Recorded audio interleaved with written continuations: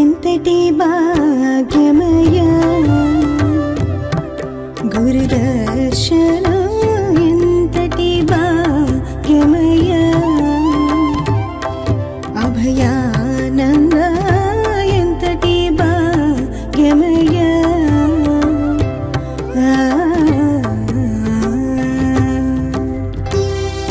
సర్వము గురువుమయమో, సర్వము గురువుమయమో, భవరోగ వైద్యుడితడని తెలియును, సకల విద్యల నిలయము దక్షిణామూర్తి తడని తెలియును. మూగవాని మాటను, ఈ మూగవాని మాటను శ్రోతలు కోటలు దాటించును, గురుకృపా సిద్ధితోనే నేనెంత ఆనందమొందినానో. నిజయోగి శ్రీకృష్ణుడు, నిజ భక్తుడైనట్టి అర్జునుండు, వీరి సంవాదామృతం జనులార మన పాలిట అమృతం. ఏదైనా కృష్ణార్జునుల మధ్యలో జరిగిన అమృతంగానే మనం భావిస్తాం. ప్రతి ప్రార్థనలో కూడా ఓంకారపీఠ పర్యంతం వందే గురు పరంపరం అని అంటూ ఉంటాం. అస్మద్గురు సమారంభం కృష్ణ సాందీప మధ్యమం అంటారు.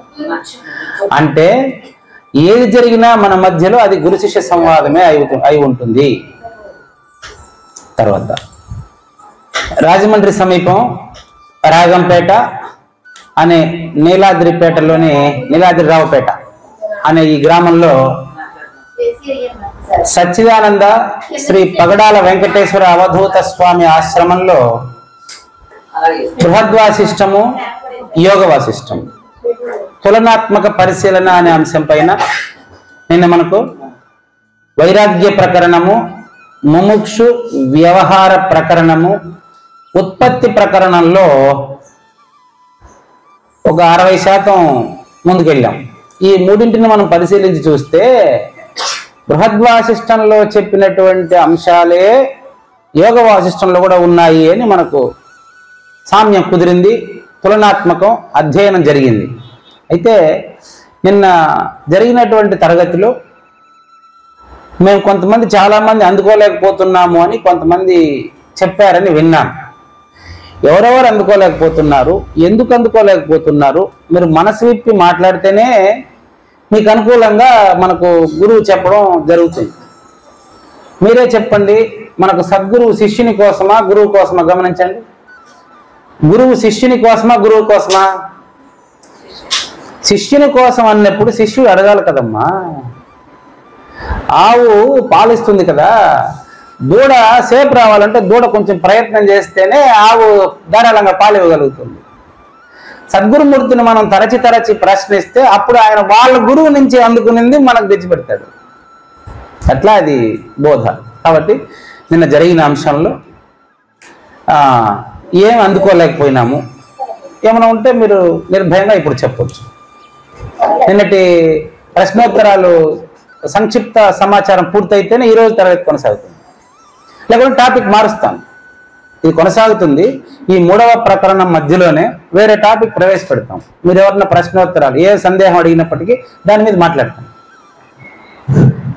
ఎవరైనా సరే అదో మైక్ రెడీ, రెండో మైక్ తీసుకొని మాకు ఫలానా అంశం నిన్న చెప్పిన దాంట్లో నిన్న చెప్పిన విషయాల్లో వరకు మాట్లాడండి. లేదా ఈరోజు మాకు అంత హై స్థాయి మేము అందుకోలేకపోతున్నాం కాబట్టి మాకు ఈరోజు ప్రారంభం నుంచి చెప్పండి మళ్ళీ అని చెప్తే నేను చెప్తాను. అదే ప్రారంభం నుంచి కాదు, వేరే బోధన పద్ధతి మారుస్తాను. బోధన పద్ధతి మారుస్తాను.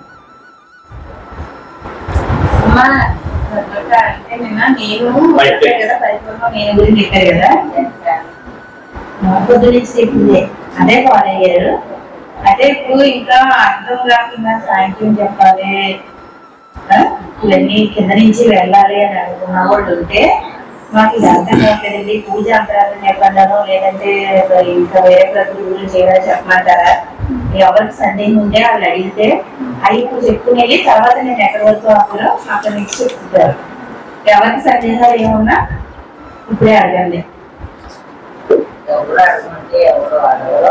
అంటే నేను దగ్గరికి వెళ్తే అర్థం వాళ్ళు ఉంటారు కదా, అటువంటి వాళ్ళు కింద నుంచి వెళ్ళమంటే మళ్ళీ సాయంత్రం దగ్గర నుంచి పూజా విధానం దగ్గర నుంచి శుభం. సరే, ఇంకెవరైనా? అలా ఎవరో మాట్లాడండి, చెప్పండి. నెక్స్ట్ మనం అందరూ కూడా ఇది ఇప్పుడు అర్థమైంది నాకు. బోధ ఎప్పుడు కూడా బోధ క్రమము సాంఖ్యము, తారకము, ఆమనస్కము, మహావాక్య వివేకము, పరిపూర్ణ బోధ ఇలా ఉంటుంది కదా. మాకు నేరుగా నిన్న పరిపూర్ణ బోధ మొదలెట్టారేమో అని కొంతమంది సందేహపడినట్లు మనకు తెలుస్తుంది. అంతేనా? సరే, ఓకే. బోధ ఎప్పుడు కూడా సాంఖ్య, తారక, ఆమనస్కాలతోనే మొదలవుతుంది. అమ్మ చెప్పండి.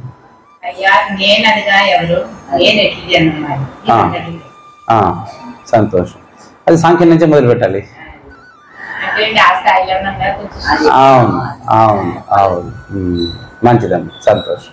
నైనా మైక్ పెట్టండి. ముందుగా నేననగా ఎవరు? ఇంకో ప్రశ్న పక్కన నేను ఎట్లా వచ్చింది?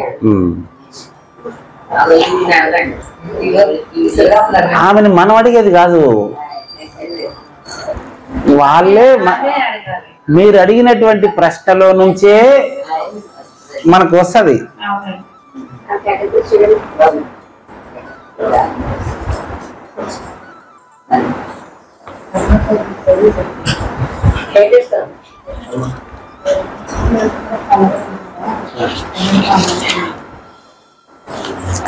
నేను అంటే ఎవరు, నేను నాకు ఎలా వచ్చింది అనే ప్రశ్నకు మనకు సమాధానం తెలుసుకోవాలంటే ఏం కావాలండి? దిండా చాలు చాలు, నేనేం చేయమంటా వాళ్ళు పెట్టిన వదిలేదు.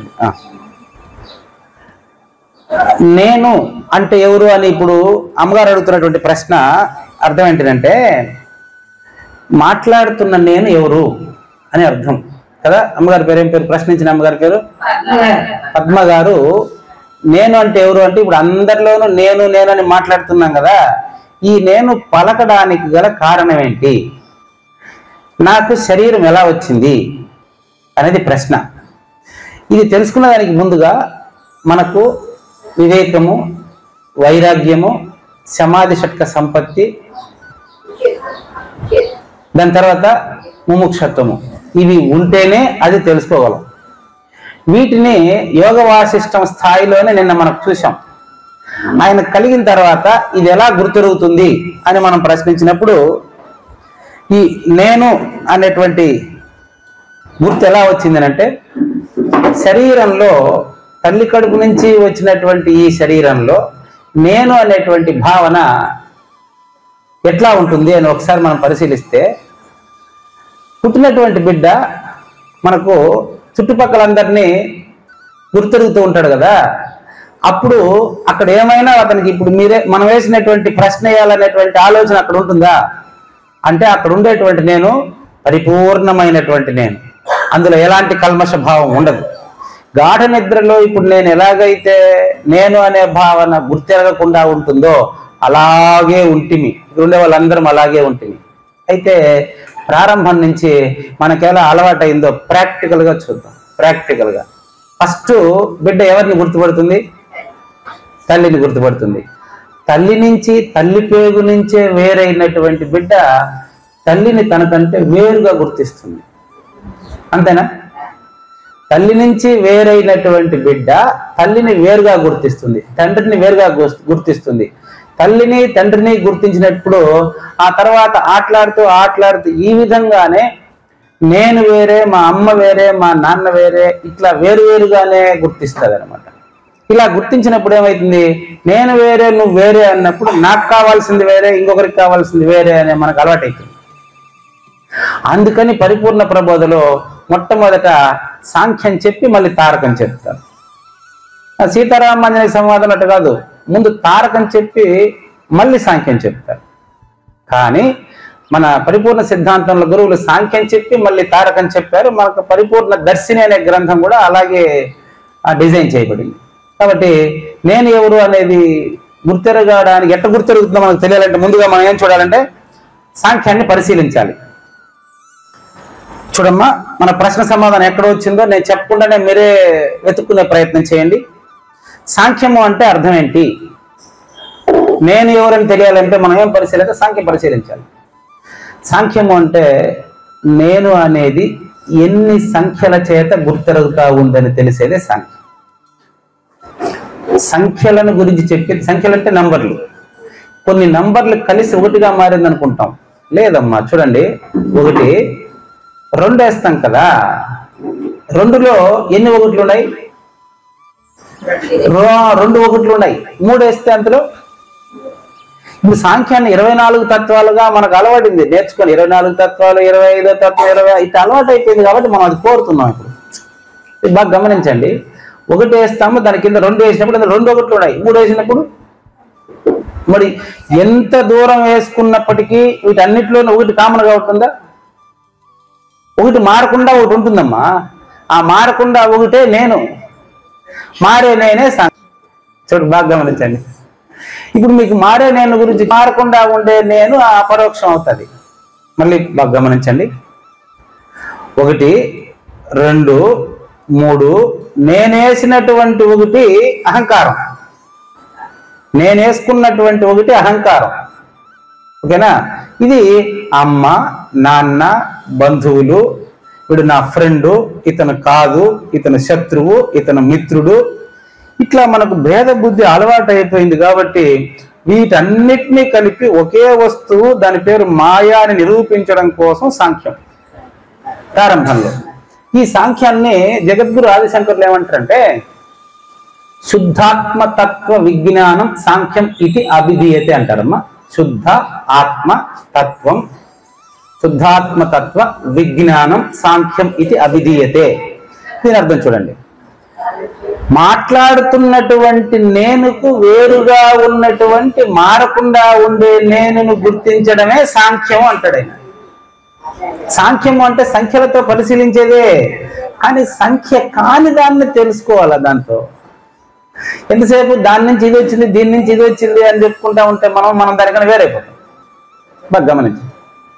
కాబట్టి శుద్ధాత్మ తత్వ విజ్ఞానం సాంఖ్యమిత్య అభిధీయతే అంటే మాట్లాడుతున్నటువంటి పూజారి వెంకటేశంలో కార్యకారణాలకు అతీతమైనటువంటి శుద్ధాత్మ అయినటువంటి పరిశుద్ధమైన నేనును తెలుసుకోవడానికే ఈ సాంఖ్య పరిశీలన అని అర్థం. దానికి చూడండి, నిర్మలమైన ఆత్మతత్వ వివరణ అని రాశాను. పరిపూర్ణ దర్శనం, నిర్మలమైన ఆత్మతత్వ వివరణ. ఇప్పుడు మాట్లాడుతూ ఉండేది కలుషితమైన ఆత్మతత్వం, అంతేనా? పంచభూతాలతో కలిస్తేనే కదా మాట బయట వస్తుంది. మాట ఎట్లా మాట్లాడబడుతుందో ఇప్పుడు అదేమంటారు, దాన్ని మీకు చూస్తాను, పంచీకరణ అంటాం. దేంతో ఏది కలిసి ఎట్లా మాట్లాడుతుంది, ఎట్లా వింటుంది అనేది సాంఖ్య పరిశీలన. ముందు అది తెలుసుకుంటే గానీ, అది చర్చిస్తే గానీ మాకు అది అర్థం కాదు అనేది నిన్నటి సారాంశం, నాకు మీ నుంచి వచ్చినటువంటి స్పందన. కాబట్టి ముందుగా నా స్వరూపాన్ని చక్కగా సంఖ్యాపూర్వకంగా విశ్లేషించి తెలుసుకోవడం సాంఖ్యం. నా స్వరూపాన్ని ఇప్పుడు 2 చెప్తున్నాను. ఇప్పుడు నేను చెప్పబోయేదంతా డూప్లికేట్. ఈ డూప్లికేట్ అంతా తీసేస్తే ఒరిజినల్ ఏది? నీ స్వరూపం. శుద్ధాత్మ తత్వ విజ్ఞానం అంటే అది. డూప్లికేట్ అంతా తీసేస్తేనే ఒరిజినల్ తెలుస్తుంది. చూడండి అమ్మ, ఇది డూప్లికేట్ అని ఎప్పుడు నిర్ధారించగలడు మనిషి? ఒరిజినల్ తెలిసిన తర్వాత ఇది డూప్లికేట్ అని నిర్ధారించగలడు. అంతవరకు డూప్లికేట్ అని తెలియదు. ఒరిజినల్ తెలిసినప్పుడు డూప్లికేట్ విలువ ఉండదు. కాబట్టి సాంఖ్యము అంటే అర్థం ఏంటంటే శుద్ధాత్మ తత్వ విజ్ఞానం సాంఖ్యమితి అభిధీయతే. దీనికి పంచీకరణ గురించి మనకు తెలియాలి. పంచీకరణ పంచ అంటే 5 వస్తువులు కలిసి ఒకటిగా ఏర్పడిందే పంచీకరణ. 5 వస్తువులు కలిసి ఏర్పడినటువంటి ఒకటి మాయ. 5 వస్తువులు కలిసి ఒకటిగా ఏర్పడింది మాయ అంటే ఒకటే 5గా ఏర్పడింది. ఆత్మయందున ఏకమాకాశముదయించే ఆకాశమందున అనిలంబు పుట్టే ఈ చెప్తారు కదా. ఈ 5 ఉండేటప్పుడు 5టికి సంబంధించింది 6దా? కాదు, 5టికి సంబంధించింది 5ట్లోనే ఉంటుంది. 6ది ఏదన్నా ఉంది అంటే అది ఈ 5ంటికి వేరైంది ఉండాలి. దాన్ని 26వ తత్వం అని చెప్పారు. అయితే 26వ తత్వం గురించి నిన్నంతా ఎక్స్ప్లెయిన్ చేయడం వల్ల ఏమైందంటే మీకు అదేంటి నేరుగా పరిపూర్ణ బోధ చెప్పేస్తారు, మనకు సాంఖ్యం చెప్పలేదు అనేటువంటి ఫీలింగ్ కొంతమంది కలిగినట్టు మనకు అర్థమవుతుంది. అందుకని ఇప్పుడు మనం అది క్లియర్గా డూప్లికేట్ అని చెప్తాను. మళ్ళీ ఒరిజినల్ గురించి మాట్లాడతాం. ఒరిజినల్ గురించి మాట్లాడేదానికి నాకు అర్హత లేదు. ఎందుకంటే ఒరిజినల్ గురించి అది మాట్లాడేది కాదు. అది ఎప్పుడు ఉంది అది. కానీ దాని పోలికలతో చెప్పి దాన్ని నిరూపించే ప్రయత్నం చేసేటప్పటికి మాకు సాంఖ్యం గురించి ఎందుకు చెప్పలేదు అనేటువంటి ఐడియా కొంతమందికి వచ్చింది. అందుకని చూడండి అమ్మా. ఇది ప్రపంచ సృష్టికి కారణమైన ప్రక్రియను సాంఖ్యం అంటాం మనం మామూలుగా. కానీ శంకరుల ఉద్దేశం అది కాదు. ప్రపంచ సృష్టికి కారణమైన ప్రక్రియను తెలుసుకొని కార్యకారణాలకు అతీతమైనది తానుగా అపరోక్షం కావడమే నిజానికి సాంఖ్యం యొక్క ఉద్దేశం. కానీ ఇప్పుడు మనకేం కావాలి? నేనంటే ఎవరు, ఎట్లా గుర్తిరుగుతున్నాను అనేది కావాలి ఇప్పుడు మనకు. అది గుర్తిరగాలంటే చూడండి అమ్మా, పంచభూతములు మన అనుభవంలో ఉండేవి. పలుకుతున్నవాడు కూడా పంచముడే. పంచముడు అంటే మీరు మామూలుగా SC ST అట్లా అనుకుంటారు కదా. ఇక్కడ పంచముడు అంటే 5వ వాడు మాట్లాడతాడు, 4 సహాయం చేస్తాయి. 5వ వాడు అంటే ఆకాశం. 5వ వాడు ఆకాశమే. ఆకాశము, గాలి, అగ్ని, నీళ్లు, భూమి 5 కలిసి మాట్లాడుతున్నాయా? 6వది మాట్లాడుతుందా? 5 కలిసే మాట్లాడుతుందా? 6వది మాట్లాడుతుందా? ఎవరు చెప్తారు? చూడండి, అది మీకు కూడా దానికి క్లారిటీ ఉండాలి. 6వది ఏం మాట్లాడదు, 5 కలిసే మాట్లాడుతుంది. 6వది మాట్లాడుతుందన్నారు అనుకో, అయితే 5ని వదిలిపెట్టి పక్కన వచ్చి మాట్లాడాలి నేను. అది సూచన. 5 కలిసిందే మాట్లాడుతుంది. మాట్లాడుతూ ఉండేది 5వదే. 5వది అంటే శబ్దం. దాన్ని 5వది అని చెప్పండి, మొదటిదని చెప్పండి. కింద నుంచి పోతే 5 అని చెప్పండి, అక్కడి నుంచి వస్తే 1 అని చెప్పండి. భూమి నుంచి వస్తే అది 5 అవుతుంది. ఆకాశం నుంచి కిందికి వస్తే 1 అవుతుంది. కాబట్టి ఆకాశపు శూన్య పరమాణు అయినటువంటి పూజారి వెంకటేశం మనకు మాట్లాడుతున్నాడు. ఆ ప్లేస్లో ఎవరి పేరునే పెట్టుకోండి. అందుకనే శూన్యమే చూడండి సర్వం, శూన్యమే సర్వం. అదే సృష్టి విన్యాసం. ఇదే సాంఖ్యం. శూన్య పరమాణువే సర్వమైంది. పూజారి వెంకటేశం తల్లిదండ్రులకు ఎలా జన్మించాడో ఇక్కడ ఉండే వాళ్ళందరూ తల్లిదండ్రులకు అలాగే జన్మించారు. ఆ జన్మించినట్టు తెలియబడేటువంటిది శూన్య పరమాణువుకి శూన్యమే తెలుస్తున్నది. ఎట్లా? ఒకసారి మనం చూసినట్లయితే ఇవి ఉన్నాయి కదా, ఇవంతా గుర్తుపెట్టుకోండి. ప్రారంభంలోనే చెప్తున్నాను నేను. అందుకనే జ్ఞానయజ్ఞం ఇల్లంతా మళ్ళీ ఒకసారి వినాలని చెప్పాను. జ్ఞానయజ్ఞంలో ఇది చాలా క్లియర్గా ఎక్స్ప్లెయిన్ చేశాను. కళలో ఇది ఒక కళ. ఒక పండుని కొన్ని భాగాలుగా చేసినప్పుడు ఈ భాగాలన్నీ పండు కంటే వేరు కావు. అంతేనా? స్పేస్ ఆకాశాన్ని 5 భాగాలుగా చేసినప్పుడు ఆకాశం 6వదా? ఆకాశాన్ని 5 భాగాలుగా చేసినప్పుడు ఆకాశం 6వది కాదు కదా. కాబట్టి ఆకాశము, గాలి, అగ్ని, జలము, భూమి 5 కలిసినటువంటి ప్రకృతి, 5 కలిసింది ప్రకృతి. 5 25గా అయ్యిందే నా శరీరం. ఇది ప్రకృతి. ఇందులో మాట్లాడేటటువంటి వాడు జీవుడు, లేకపోతే జ్ఞాత, లేకపోతే తెలుసుకునేవాడు. ఇది 2గా చూపిస్తాను. ఇప్పుడు చూడండి. ఇప్పుడు జ్ఞాత ఎడ పింగళ నడుమ గుర్తిరుగుతున్నాడమ్మా. ఎడ పింగళ నడుమ గుర్తిరుగుతున్నాడు. ఆ గుర్తు భూమధ్యంలో ఉంటుంది. వీడు జీవుడైనాడు. ఇప్పుడు సమిష్టిని ఆ విధంగా మీకు చూపించేస్తా. ఫస్ట్ సూర్యుడు ఒక కన్ను, చంద్రుడు ఒక కన్ను. సూర్యుడు బుద్ధిగా, చంద్రుడు మనసుగా ప్రకృతి పరిడవిల్లుతోంది. అదొక శరీరం. ఆ శరీరంలో మనమంతా అవయవాలు. క్లియర్గా ఉందమ్మా? ఏమైనా డౌట్ ఉంటే చెప్తాను. ప్రకృతి అనేది ఒకటేనమ్మా. ప్రకృతిలో మనం ఎలాంటి వాళ్ళంటే, నాకు ఒక చీమ ఎలాంటిది? ఒక చీమ నా ఎదురుగా చాలా చిన్న వస్తువు కదా. ప్రకృతిలో ఉండే పురుషుడికి ఈ దేహం అంత చిన్న వస్తువు నాయన, ఇంకా చాలా ఒక శూన్య పరమాణువు నేను. ప్రకృతి మొత్తం భూమిని మాత్రమే యోజనాలతో చదరపడుగులతో కొలుస్తారు. నీటిని కొలిచేదానికి గ్యాలన్లు అంటారు. అట్లా కొలిచే ప్రక్రియలు ఏం లేవు సూక్ష్మానికి వెళ్తే. భూమి ఊకే ఎగ్జాంపుల్కి 1,000,000 యోజనాల విస్తీర్ణం ఉందమ్మా భూమి. 1,000,000 యోజనాల విస్తీర్ణం ఉండేటువంటి భూమికి 10 కోట్ల యోజనాల విస్తీర్ణంలో నీళ్లు వ్యాపించి ఉంది. దానికి డబుల్ అగ్ని. అట్లా ఈ విధంగా ఒకదానికి ఒకటి ఎక్కువగా ఉన్నాయి. మన శరీరం అట్లే ఉంది చూడండి. ఎముకలు మాంసము ఎంత ఉందో దానికి 3 రక్తం ఉంటుంది శరీరంలో. కాబట్టి ఈ శరీరంలో ఉండేవాడిని జీవుడు అంటున్నాము, ప్రకృతిని నడిపించేవాడిని దేవుడు అంటున్నాం. ఆ దేవుడు ఈ జీవుడు ఒకడే అంటున్నాను. ఏం తేడా లేదు చూడండి. అమ్మ ఇక్కడ శ్వాసిస్తున్నాను, ప్రకృతిలో గాలి వీస్తుంది. గాలి వీస్తూ ఎండ కాస్తూ నీళ్లు ప్రవహిస్తూ ఉండడం వల్లనే కదా మొక్కలు పెరుగుతున్నాయే, అంతేనా? అదేవిధంగా పెరిగిన ప్రతి మొక్క విరుగుతుంది కదా, జీవించిన ప్రతి మనిషి మరణం ఉంది కదా. ఇదే నేను ఎవరు అంటే అబద్ధపు గుర్తును మాట్లాడుతున్న నేను, అబద్ధపు గుర్తును. అబద్ధపు గుర్తు అబద్ధాన్ని నిజం అనుకుంటున్నాను. ఎట్లంటే చూడండి, ఇక్కడ పంచభూతాలు ఎట్లా మాట్లాడగలుగుతుంది అనేది ఫస్ట్ చెప్తాను. ఒక్కొక్కటి 2గా డివైడ్ అవుతుందమ్మా. ఒక్కొక్క భూతంలో సగభాగం. అమ్మ నేను ఎవరు కొంచెం క్లియర్ అవ్వాలి. ఈ అమ్మాయి గారి పేరు ఏం పేరు? అరుణ గారు. మీరైతేనే తర్వాత కూడా బాగా చెప్పగలుగుతారు, తర్వాత ఎక్స్ప్లెయిన్ చేయగలుగుతారు. ఎవరికైనా మీ ఫ్రెండ్స్ కూడా ఎక్స్ప్లెయిన్ చేయగలుగుతారు. చూడండి, ఇంకా ఏం రావాలా?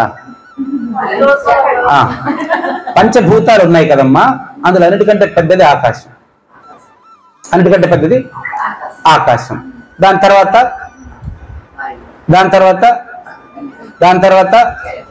తర్వాత అన్నిటికంటే చిన్నది భూమి. భూమిలో ఒక చిన్న పరమాణువే ఒక జీవుడు.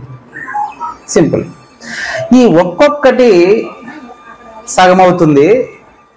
ఈ సగమైనటువంటి పెద్ద ముక్క ఇంకొక సగం తిరిగి 4 సమభాగాలు అవుతుంది. ఒకదాన్ని 2గా డివైడ్ చేసామనుకోండి. ఒక ముక్క అట్లే ఉంటుంది. ఒక ముక్క 4 సమభాగాలు అవుతుంది. 5 కూడా సగం అలాగే ఉండి సగం 4 అవుతుంది. ఇప్పుడు 5 4 20 అయింది. మీరు అది ముందు క్లారిటీ రాని అమ్మ అర్థమవుతుందా? చూడండి, మీరు 5 ఎలిమెంట్స్ ఆర్ దేర్. మీరేం చదువుకున్నారు? డిగ్రీ కదా. 5 elements are there, only 5 elements. ఏంటది? ఆకాశము, గాలి, అగ్ని, నీరు, భూమి. 5 కడది. ఈ 5 కలిసి నేను ఎలా గుర్తెరుగుతున్నానంటే, ఆకాశం వల్ల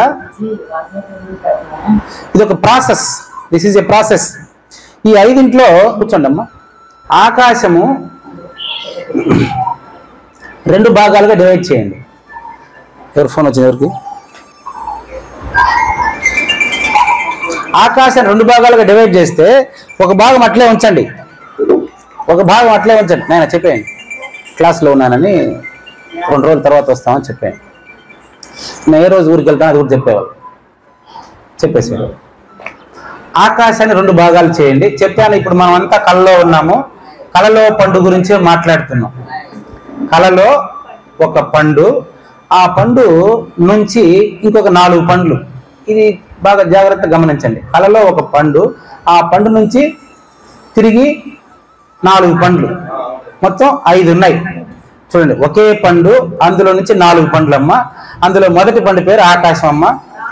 పండు రౌండ్గా ఉంటుంది, ఆకాశం రౌండ్గా ఉంది. ఆకాశాన్ని రెండుగా డివైడ్ చేయండి. ఆకాశాన్ని. అదే విధంగా మిగతా 4 కూడా 2 డివైడ్ చేసేయండి. ఇప్పుడు ఎన్ని ముక్కలు ఉన్నాయి మొత్తం? ఆకాశం 2గా డివైడ్ చేసాం, మిగతా 4 కూడా 2గా డివైడ్ చేసాం. 5 2 10 ముక్కలు ఉన్నాయి కదా. 10 ముక్కలలో ఈ డివైడ్ చేసిన తర్వాత 5 పెద్ద ముక్కలు అట్లాగే ఉన్నాయి. మిగతా 5 పెద్ద ముక్కలు ఒక్కొక్కటి 4 అయినాయి. ఇప్పుడు మొత్తం ఎన్ని ముక్కలు ఉంటాయి? 25. క్లియర్ గుర్తుపెట్టుకోండి. ప్రతి సగభాగం 4 ముక్కలు అయింది అంటే 1/8 గా ఉంటుంది. అది అంత చిన్న భాగం అయింది. రూపాయలు ₹1 మళ్ళీ తిరిగి 4గా చేస్తే ఎంతో అట్లా లెక్క. ఇంతవరకు క్లియరా? ఇప్పుడు 25 ఉంది, అప్పుడు నేను గుర్తిరగలేదమ్మా. అప్పటికే నేను గుర్తిరగలేదు. ఇప్పుడు ఉండే 25 ఎట్లా కామన్గా డివైడ్ చేసి పెట్టాం. ప్రకృతి సృష్టి అట్లా 5 2 10. మొదటి 5 సగాలు అట్లే ఉన్నాయి, రెండవ సగాలు ఒక్కొక్కటి 4గా డివైడ్ అయ్యాయి. కాబట్టి ఈ 5 4 20, పెద్ద ముక్కలు 5, 25 ఉన్నాయి కదా. అది దేంట్లో ఏది కలిస్తే ఏది వస్తుంది అనేది మనకు క్లారిటీ ఇస్తాను. ఇలా ఒక పద్ధతిలో కలుస్తూ పోవడంలో జీవులు ఏర్పడిపోయినాయి. అన్ని 84 లక్షల జీవరాశులు. దేంతో ఏది ఏర్పడడం వల్ల ఏది వస్తుందో క్లియర్గా చెప్తాను. ఈ మిశ్రమంలో, కలిసిన మిశ్రమంలో పరిణామాలు మారుతున్న కొద్దీ సృష్టిలో వైవిధ్యం పెరిగింది. ఆ పెరగడం వల్ల, సృష్టిలో వైవిధ్యం పెరగడం వల్ల భూకంపాలు, సునామీలు, వరదలు, అతివృష్టి, అనావృష్టి వస్తున్నాయి. అదే జీవుల ప్రారంధాన్ని బట్టి పంచభూతాల మిశ్రమాల్లో మార్పులు వస్తూ ఉంటాయి. సృష్టి వైవిధ్యం కొనసాగడం మనకు జరిగిపోతా ఉంది. ప్రతి భూతంలో, ఇప్పుడు అర్థం చేసుకోండి, ప్రతి భూతంలో మిగతా భూతాల గుణాలు ప్రవేశించే పరిణామంలో తేడాలే వైవిధ్యానికి కారణం. ఒక చోట వరదలు వస్తున్నాయి, ఒక చోట ఎండ ఎక్కువైపోయి అనావృష్టి వచ్చేసి వర్షాలు లేకుండా ఉంది. అదేవిధంగా మన వ్యక్తుల్లో కూడా కొంతమందికి ఎక్కువ డబ్బులు సంపాదిస్తున్నాడు, ఇంకొంతమందికి నిరుపేదగా జీవిస్తున్నాడు. ఒకరు సంతోషంగా జీవిస్తున్నాడు, ఇంకొకరు దుఃఖంతో జీవిస్తున్నాడు. ఇది వాళ్ళ ప్రారంధం అనేది ప్రకృతిలో. నేను అప్పుడే చెప్పాను, కళ్ళలో పండని చెప్పాను. ఇదంతా కలే. మరి ఇలా పంచీకరణ జరిగిన పరిణామంలో నుంచి బ్రహ్మాండము, భోగ్య పదార్థాలు, భిన్న భిన్న స్వభావాలు కలిగిన శరీరాలంతా 84 లక్షల జీవరాశులు వచ్చేసాయి. వాటిలో మానవుడు 84 లక్షల జీవరాశుల్లో మానవుడు. ఇప్పుడు ఇంతకుముందు నేను డివైడ్ చేశాను చూడండి, అది ప్రకృతికి సరిపోయింది. ఏమని? 5 ఆకాశము, గాలి, అగ్ని, నీళ్లు, భూమి. 5 2గా డివైడ్ చేస్తే, 5 2గా డివైడ్ చేస్తే పెద్ద మొక్కలు అలాగే ఉన్నాయి. ఈ చిన్న మొక్కలు 5 4 20. ఆ 20 ఒక 5. ఏమన్నా డౌట్? అమ్మా ఇది నన్ను అడగండి, మైక్ తీసుకొని నన్ను అడగండి నేరుగా. చాలా చిక్కుగా తెలుస్తుంది ఇది, కానీ అన్నిటికంటే సులభం ఇది అర్థం చేసుకుంటే. 5 పెద్ద మొక్కలు అలాగే ఉన్నాయి. ఈ 5 ఒక్కొక్కటి 4గా విడిపోవడం వల్ల 20 చిన్న మొక్కలు ఉన్నాయి. 20 చిన్న మొక్కలు, 5 పెద్ద మొక్కలు కలిస్తే సృష్టి అమ్మ. మొత్తం పంచభూతాలు జరిగిపోతూ ఉంటాయి. నీటిలో ఉండే అమీబా నుంచి మానవుడి వరకు, చీమ నుంచి ఏనుగు వరకు 84 లక్షల జీవరాశులు కూడా గుర్తెరుగుతా ఉండేటువంటి అబద్ధపు గుర్తే నేను అనే అహంకారం చెందుతూ ఉంది. నిజానికి నేనుకు ఉనికి లేదు, మాట్లాడుతున్న నేనుకు ఉనికి లేదు. చెప్పండి చూద్దాం. నాయన మీ పేరు ఏం పేరు? మనస్వి. అంతేనా? మనుశ్రీ. మీరు ఎంత వయసు మీకు? 12 years. 12 years ముందు మీరు ఎక్కడ ఉండేవారు?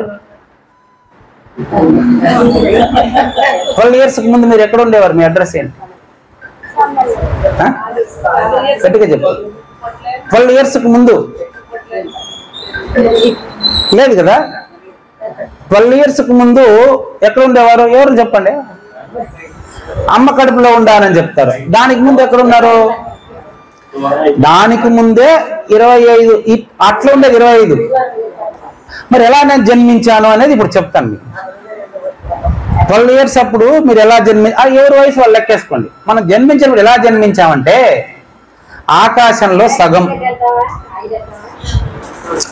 ఇప్పుడు ఇంతకుముందు చెప్పింది 25 ప్రకృతి, చెప్పబోయే 25 నా దేహం. ప్రతి ఒక్కరు అంతే. చూడమ్మా, ఆకాశంలో సగము చాలా ఇంపార్టెంట్ అమ్మా. ఇది ఆకాశంలో సగము జ్ఞాతగా గుర్తెరుగుతుంది. ఇప్పుడు నేను గుర్తెరుగుతున్నాను కదా, ఆ 25 ఇందులో ఉంటేనే గుర్తెరుగుతాను. ఆ 25లో ఒకటి ఎక్కువ ఒకటి తక్కువ అయిందనుకో, జ్వరం వచ్చేస్తే జ్ఞాపక శక్తి తగ్గిపోతానులా. ఎక్కువ తక్కువలు వస్తే 25 సమపాలలో ఉంటేనే కరెక్ట్గా ఉంటుంది శరీరం. చూడండి, ఆకాశంలో సగము జ్ఞానము ఇంపార్టెంట్. జ్ఞానము అంటే తెలుసమ్మా, నాలెడ్జ్. నేను గుర్తెరగాలంటే మిగతా 24 సపోర్టుతో గుర్తెరగాల. ఇప్పుడు 1/25 అంటే ఆ 1/26 కాదు, 1/25. ఆ 1 ఆకాశం, స్కై, శూన్యం. అది సగం, మిగతా 4 సగ భాగాలు అయింది కదా. ఆకాశం 2 ముక్కలు చేశాం. ఒక ముక్కలో ఉండేది ఇప్పుడు మాట్లాడుతూ ఉంది. మిగతా 4 ఏమైతే ఈ శరీరం వచ్చిందంటే అది చెప్తాను. మిగతా 4 ఒకటి 1/8 అని చెప్పొచ్చా? ఎందుకంటే 100%లో 50% పోయిందమ్మా.